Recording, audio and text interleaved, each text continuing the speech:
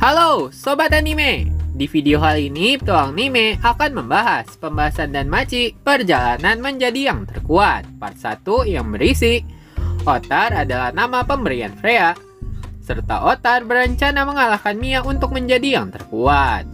Sebelum menonton videonya, klik subscribe, like, dan lonceng agar kalian dapat update terbaru dari anime kesukaan kalian.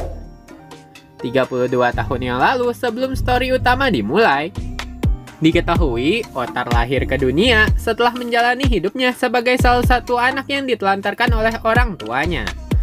Dia entah bagaimana tidak mengetahui nama atau di mana tempatnya berada sekarang. Di saat situasi semakin memburuk karena dia menderita kelaparan dan kedinginan akibat tidak memiliki tempat tinggal, yang ketika dia hanya dapat merasakan menderita atas kondisi yang dialaminya, tiba-tiba Dewi Freya muncul segera mendekap bocah yang sedang sekarat dan menderita itu. Menilai bocah itu memiliki jiwa dengan warna yang sangat indah, Dewi Freya lalu menanyakan siapa namanya. Akan tetapi, karena bocah itu tidak memiliki nama, bocah itu hanya dapat berdiam diri tanpa bisa merespon pertanyaan yang diberikan ke arahnya. Menyadari anak itu tak punya nama, Dewi Freya lalu memberikan nama Otar kepada anak itu. Kembali ke waktu utama, setelah menjadi komandan utama di dalam Freya Familia, Otar seringkali bertugas mengawasi pelatihan yang dialami oleh sesama anggota Freya Familia lainnya, di mana mereka berlatih dengan cara saling bertarung dengan niat membunuh sesama rekannya.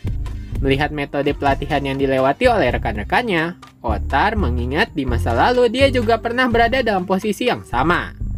Dan dalam berbagai hal, Otar mengingat seluruh rekan-rekannya yang sekarang tidak lagi bersamanya. Meskipun Freya Familia mempunyai anggota yang memiliki kemampuan penyembuh yang luar biasa, akan tetapi selama pelatihan spesial itu dilakukan, anggota yang bertugas menyembuhkan luka mengeluh karena dia harus sigap untuk terus-menerus menyembuhkan teman-temannya yang terluka setiap 3 detik. Untuk menghindari skenario terburuk dari hasil metode pelatihan saling membunuh itu.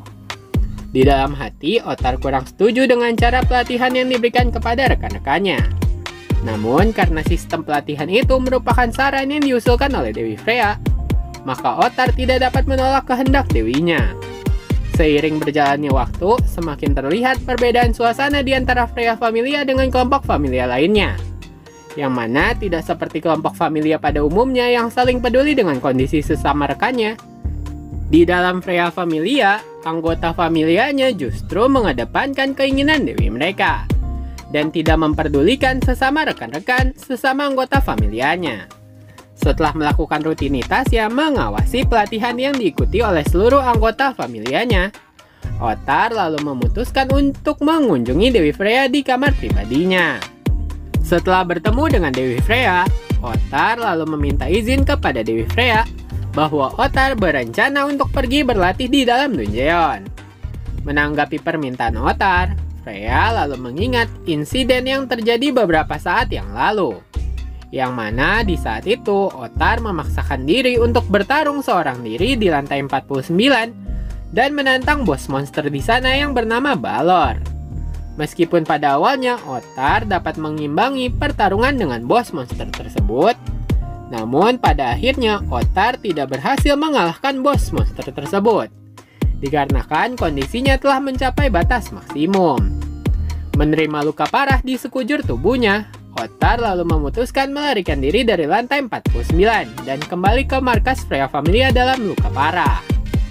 Menggunakan insiden itu sebagai pengingat bahwa Otar terlalu memaksakan dirinya, Dewi Freya lalu berkata, jika hal yang sama terulang kembali, maka Dewi Freya pastikan dia tidak akan pernah memaafkan tindakan Otar. Merespon perhatian yang diberikan Dewi Freya kepadanya, Otar lalu berkata dia tidak akan mengecewakan dewinya, yang kemudian Otar menjelaskan tujuannya, bahwa dia berencana melakukan penjelajahan ke lantai 37.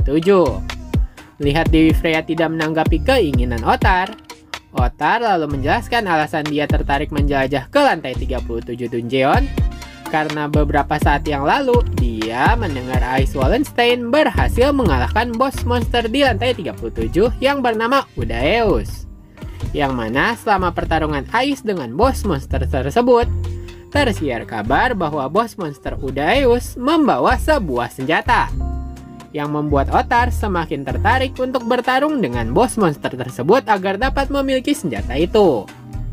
Menyanggah alasan Otar, Dewi Freya menuduh Otar sebagai pembohong, yang mana menurut Freya alasan sebenarnya Otar berencana mengalahkan Udaeus bukan hanya menginginkan senjatanya. Akan tetapi itu dikarenakan Otar tidak puas dengan level 7 yang dimilikinya.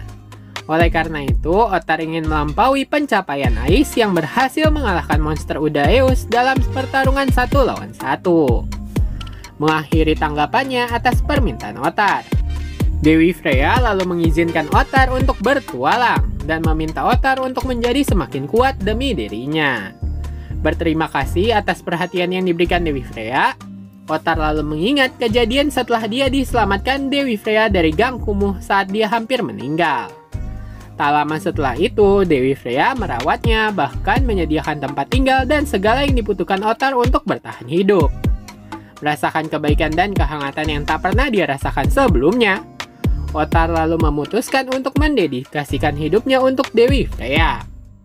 Tak lama setelah bergabung dengan Freya Familia, hanya butuh 2 tahun bagi Otar saat itu untuk mencapai level 2. Beberapa waktu kemudian, berawal dari permintaan Dewi Freya kepada Mia Grand, Mia lalu setuju untuk melatih para anggota Freya Familia agar dapat mencegah mereka terbunuh saat melakukan penjelajahan di dalam dungeon.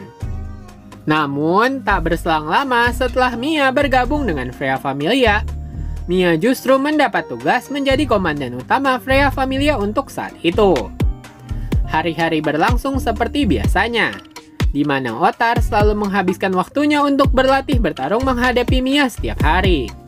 Dan sebagai rutinitas selama Mia menjadi komandan utama, Mia selalu berinisiatif menyediakan makanan bagi seluruh anggota Freya Familia setelah mereka selesai melakukan pelatihannya. Yang kemudian dalam suasana makan malam tersebut, Otar lalu memutuskan berbicara kepada Mia dan bertanya kepada Mia apakah Mia tahu bagaimana cara agar Otar dapat menjadi lebih kuat. Mendengar pertanyaan konyol yang disampaikan oleh Otar, Mia menjawab bahwa Otar harus memikirkan caranya sendiri. Yang mana Mia menjelaskan kepada Otar, pada dasarnya Mia tidak pernah berpikir bahwa dia adalah orang yang terkuat. Akan tetapi sebagai prinsipnya, Mia hanya berpesan kepada Otar bahwa dia harus menguatkan tekadnya untuk siap dengan segala situasi apapun yang akan terjadi di hadapannya. Tidak memahami apa maksud pesan Mia kepadanya, Otar lalu bertanya kepada Mia apakah Mia benar-benar berencana meninggalkan Freya Familia. Melihat ekspresi kecewa di wajah Otar, Mia lalu menghiburnya dengan berkata, memang benar Mia akan meninggalkan Freya Familia. Namun Mia berkata itu adalah tujuan Mia di masa depan nanti. Namun Otar bersikeras meminta Mia untuk tidak meninggalkan Freya Familia, dikarenakan saat ini Otar masih belum mampu mengalahkan Mia. Tertawa dengan mendengar alasan tujuan Otar menahannya, Mia berkomentar bahwa Otar tidak boleh berpikir menjadi kuat hanya dengan alasan untuk mengalahkan Mia. Dan sebagai solusinya, Mia meminta Otar untuk fokus memperkuat dirinya untuk melampaui Mia, bukan untuk mengalahkannya. Melihat Otar semakin bingung karena tidak bisa memahami arti pesan kalimat dari Mia, Mia lalu berkata ada satu cara untuk menjadi lebih kuat, yaitu memperhatikan asupan yang dia makan. Dengan begitu, kemampuan Otar akan bertambah sesuai dengan makanan yang dia makan. Sejak hari itu, Freya memperhatikan Otar mulai menghabiskan makanannya dengan jumlah porsi yang luar biasa. Tak berselang lama setelah Otar berusia 17 tahun, Otar akhirnya mencapai level 5 dan diberikan tugas sebagai wakil komandan Freya Familia.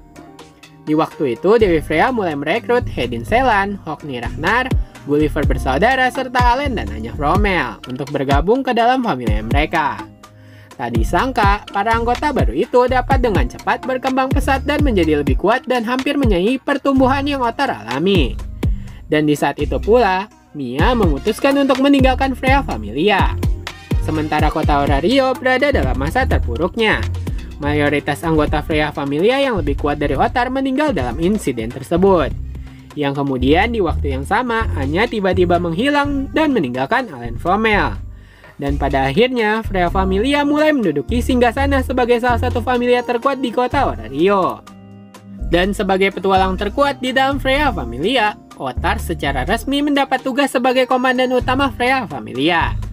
Nah, sekian pembahasan Danmachi asal mula yang terkuat part 1. Selanjutnya akan ada pembahasan part 2. Sebagai penutup, kalau kata pepatah, tak kenal maka tak sayang. Kalau kata petualang anime, tidak subscribe ya tidak sayang.